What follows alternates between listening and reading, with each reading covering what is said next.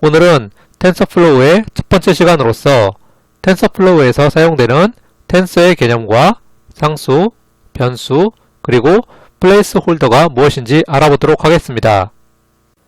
텐서플로우는 잘 알고 계시는 것처럼 구글에서 개발하고 공개한 머신러닝과 딥러닝을 위한 라이브러리입니다. 이러한 텐서플로우는 C++, 자바 등의 다양한 언어를 지원하고 있지만 현재 파이썬에 최적화되어 있는 특징이 있습니다.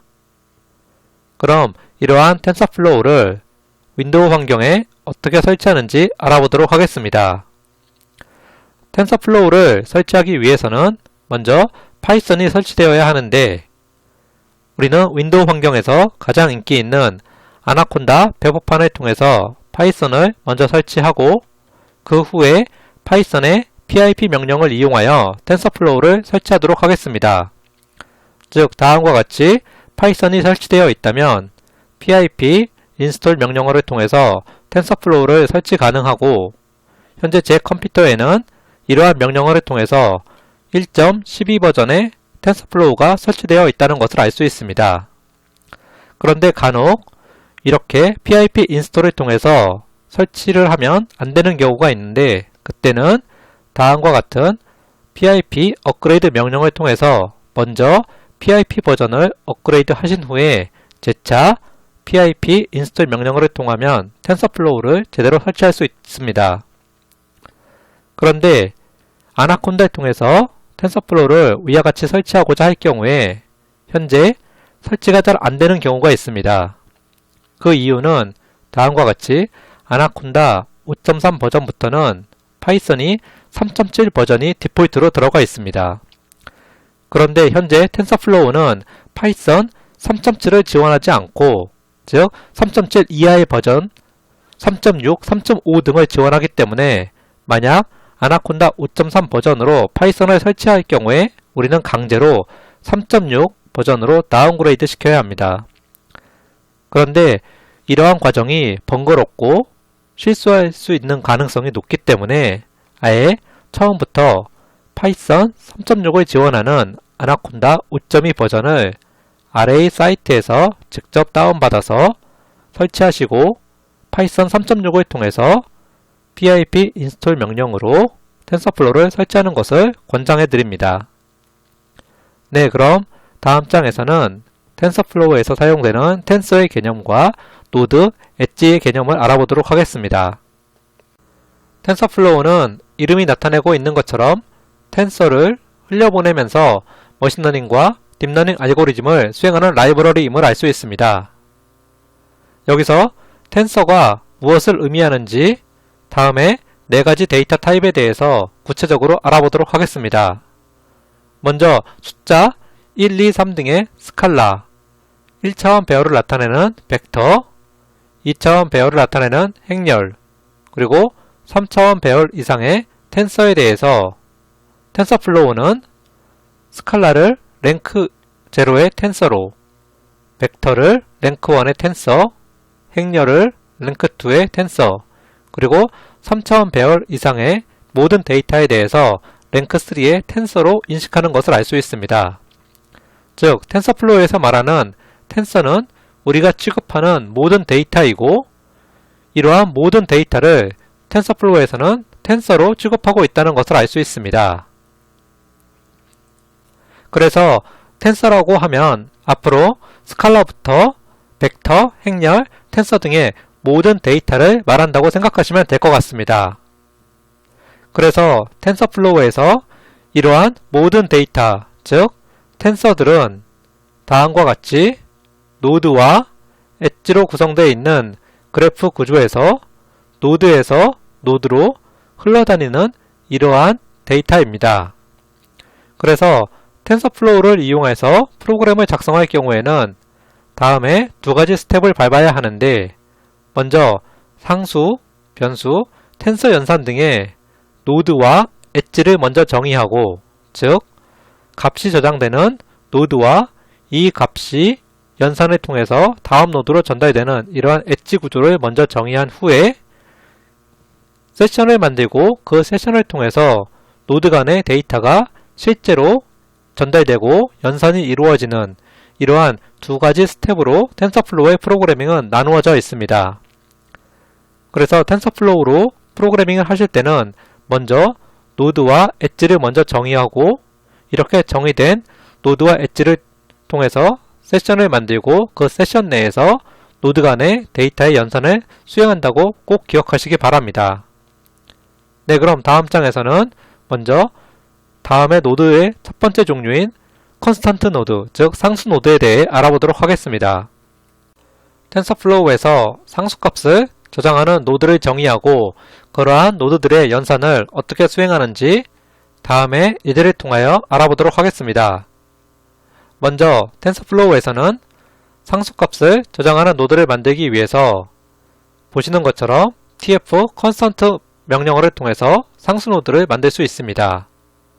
즉 상수 노드 A, B, C는 각각 상수값 1.0, 2.0 그리고 다음과 같은 2 곱하기 2의 행렬을 상수값으로 가지고 있는 것을 알 수 있습니다. 여기서 tf 컨스턴트 사용하실 때 첫 번째 파라미터인 상수값은 반드시 지정해 주셔야 하는데 보시는 것처럼 두 번째 파라미터인 네임 부분은 반드시 지정하지 않아도 괜찮습니다. 이 부분은 텐서플로우에서 지원하는 시각화 툴인 텐서보드에서 이러한 상수 노드의 이름을 구체적으로 나타내기 위하여 지정하는 부분인데 옵셔널한 부분이므로 크게 신경 쓰지 않으셔도 괜찮습니다. 이렇게 상수 노드 A, B, C를 정의한 후에 다음과 같이 프린트문을 바로 실행하면 아래 결과에서 보시는 것처럼 우리가 원하는 1.0, 2.0 그리고 2 곱하기 2의 행렬에 값이 나오는 게 아니라 다음과 같이 텐서라는 이러한 문장이 프린트문을 통해서 출력되는 것을 알 수 있습니다. 즉, 텐서플로우에서 세션을 만들지 않고 프린트와 같은 명령문을 바로 실행하면 그 노드에 저장된 값이 출력되는 것이 아니라 현재 정의되어 있는 노드의 상태, 즉 노드의 타입이 무엇이고 이 쉐입이 무엇인지 등이 그러한 정보만이 출력된다는 것을 알 수 있습니다. 그래서 이러한 노드의 값이 실제 저장되고 이러한 노드들 간의 연산을 만들기 위해선 앞장에서 말씀드린 것처럼 다음과 같이 노드 간의 연산을 위해서 세션을 반드시 만들어 두셔야 합니다. 텐서플로우에서는 세션을 만들기 위해서 다음과 같이 tf.session이라는 명령어를 통해서 세션이 생성 가능하고 이렇게 생성된 세션을 통해서 즉 세션의 run 명령문을 통해서 실제 노드의 값이 할당되고 노드 간의 텐서들이 흘러다니면서 연산과 명령문이 실행되는 것을 알 수 있습니다. 다음에 예를 통해서 실제 어떻게 노드의 값이 할당되고 연산이 이루어지는지 확인해 보도록 하겠습니다. 먼저 세션 런을 통해서 A와 B의 노드의 값을 출력하라고 하였더니 우리가 원하는 1.0, 2.0이 출력되는 것을 알 수 있습니다. 다음에는 세션 런을 통해서 상수 노드 값 C, 즉 2 곱하기 2의 행렬이 출력되는 것을 원했는데 확인해 보면 다음과 같이 1, 2, 3, 4라는 2 곱하기 2의 행렬이 제대로 출력되는 것을 알 수 있습니다. 다음에 세션 런을 통해서 이번에는 상수 노드를 그대로 출력하는 것이 아니라 연산이 이루어지는 것을 알 수 있습니다. 즉 상수 노드 값 A와 상수 노드 값 B를 더해서 출력하라는 명령문을 통해 보면 상수 노드 값 A는 1.0, 상수 노드 값 B는 2.0이기 때문에 보시는 것처럼 3.0이 제대로 출력되는 것을 알 수 있습니다. 그리고 마지막으로 이번에는 행렬의 브로드캐스팅이 제대로 수행되는지 확인해 보면 실제 행렬은 1, 2, 3, 4라는 즉 2 곱하기 2의 행렬인데 그 각각의 행과 열에 1.0이라는 값을 더하는 즉 브로드캐스팅을 수행해 보면 보시는 것처럼 2, 3, 4, 5라는 2 곱하기 2의 행렬이 제대로 브로드캐스팅이 수행된 것을 확인할 수 있습니다. 즉 실제 상수노드를 정의만 한 후에 출력하면 상수노드의 값이 출력이 안되지만 세션을 만들고 이러한 세션의 run 메서드를 통해서 수행시키면 각 노드의 값이 할당되고 노드들 간의 연산이 수행되는 것을 확인할 수 있습니다. 이렇게 세션을 통해서 모든 노드의 연산을 수행하고 나면 반드시 리소스를 릴리스하기 위해서 보시는 것처럼 생성된 세션을 클로즈 해주어야 합니다.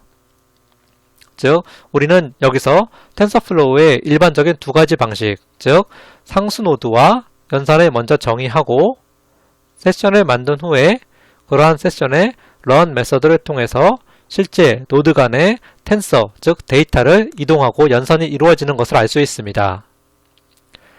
네, 그럼 다음 장에서는 임의의 입력 값을 받을 수 있는 플레이스홀더 노드에 대해 알아보도록 하겠습니다. 텐서플로우에서는 임의의 값을 입력으로 받기 위해 다음과 같이 플레이스홀더 노드를 정의하고 있습니다. 즉, 임의의 값을 입력으로 받기 위해 플레이스홀더 명령어를 사용할 수 있는데 플레이스홀더 명령어는 보시는 것처럼 차후에 입력으로 받을 데이터 타입을 파라미터로 받아서 노드를 정의하고 있습니다. 이렇게 정의된 플레이스홀더 노드를 어떻게 사용하고 값을 대입하는지는 다음의 예제를 통해서 자세히 알아보도록 하겠습니다.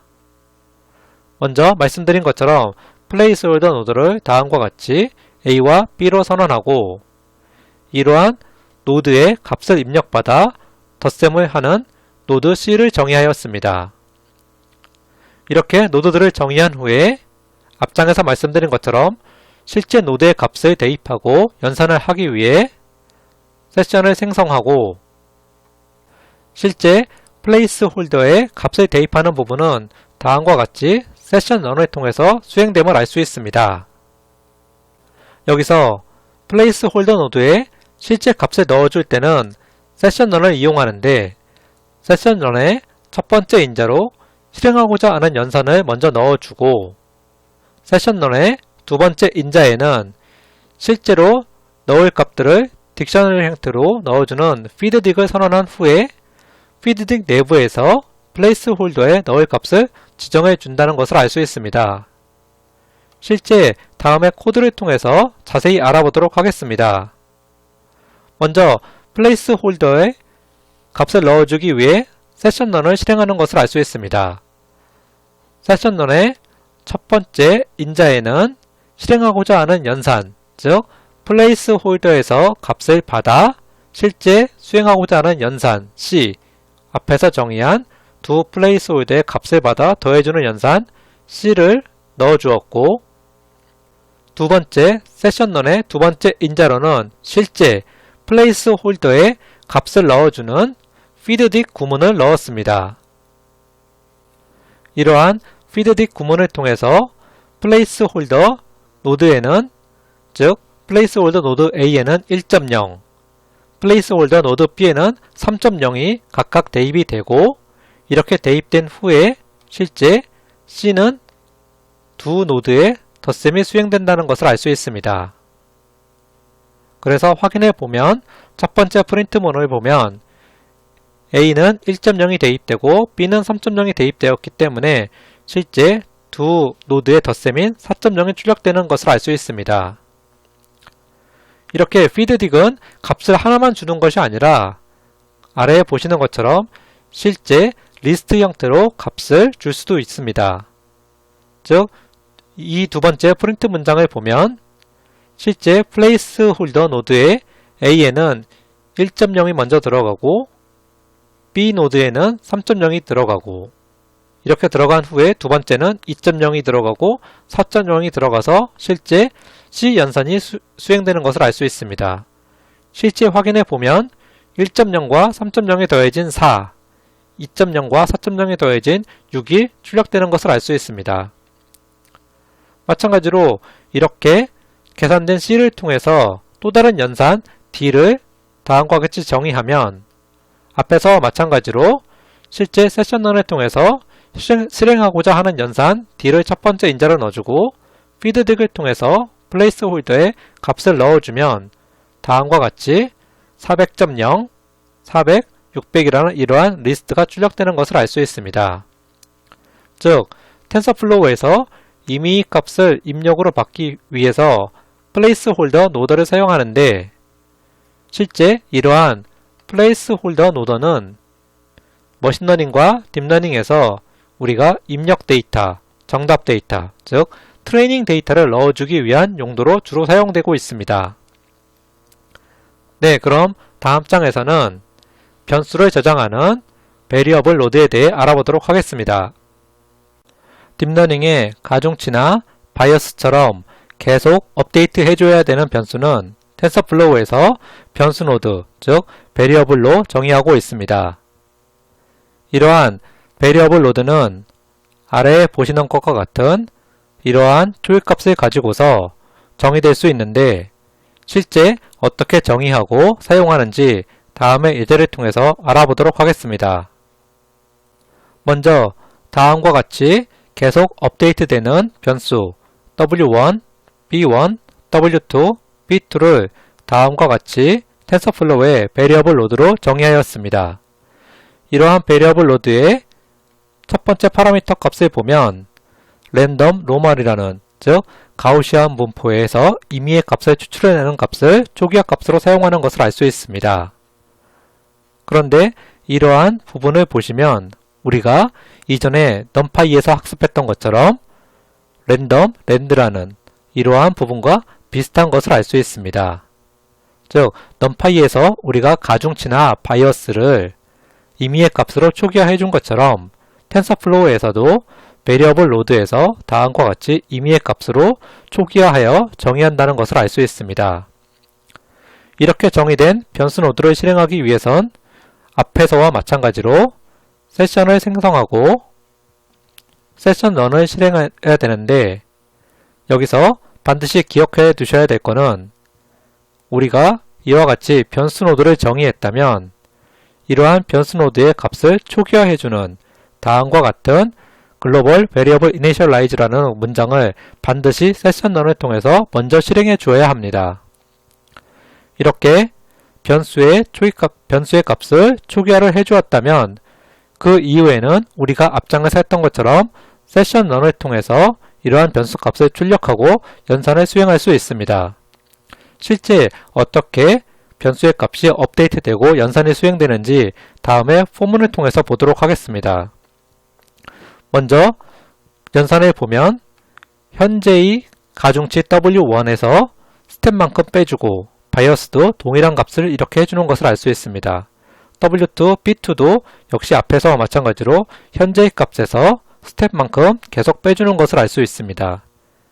이러한 연산을 실제 세션 런을 통해서 확인해 보면 스텝이 0인 상태, 즉 현재 W1과 B1, W2와 B2가 초기화되어 있는 값은 다음과 같이 나타남을 알 수 있습니다.